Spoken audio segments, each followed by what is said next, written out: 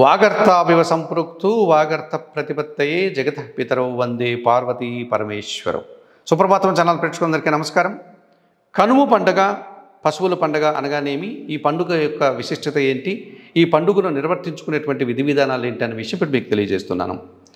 3 రోజుల సంక్రాంతి పండుగ రోజు చివరి రోజు జరుపుకునేటువంటి పండుగనే కనుమ పండుగ లేక పశువుల పండుగ అని చెప్తాము.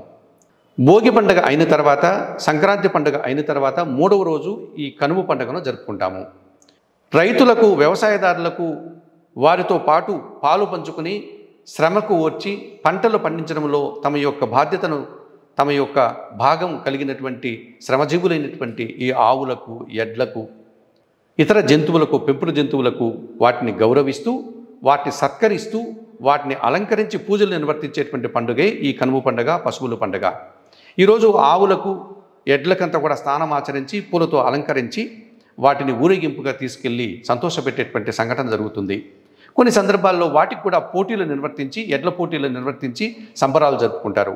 అలాగే మనం పెంచుకునేటువంటి పెంపుడు జంతువులు, పక్షులైనటువంటి కోళ్లకు కూడా కోడి పందాలు నిర్వర్తించి సంతోషంతో కాలం గడుపుతారు. అలాగే మేకలు కావచ్చు, గొర్రెలు కావచ్చు, ఇతర పెంపుడు జంతువులన్నింటినీ కూడా అలంకరించి ఈ రోజులు పూజలు నిర్వర్తించేటువంటి సంఘటన మనకు కనిపిస్తుంది. ఈ చివరి రోజు సంతోషకరంగా, ఆనందంగా ఈ వ్యవసాయదారులందరూ కూడా గ్రామీణ వాతావరణంలో ఈ పండుగను నిర్వర్తించుకొని తమ యొక్క సంతోషాన్ని బంధుమిత్రులకు తెలియజేసేటువంటి సంఘటన కనిపిస్తుంది. ఈ రకంగా గ్రామీణ వాతావరణంలో జరుపుకునేటువంటి ఈ సంక్రాంతి పండుగ చివరి పండుగనే కనుమ పండుగ, పశువుల పండుగ అని మనం పిలుస్తూ ఉంటాము. ఈ పండుగను సుప్రభాతం ఛానల్ పెట్టుకుంటూ మీరందరూ కూడా నిర్వర్తించుకొని ఆయురారోగ్యాలతో ఆర్థిక అభివృద్ధిని పొందాలని మనస్ఫూర్తిగా కోరుకుంటూ సర్వే జన సుఖినో భవంతు. నమస్కారం.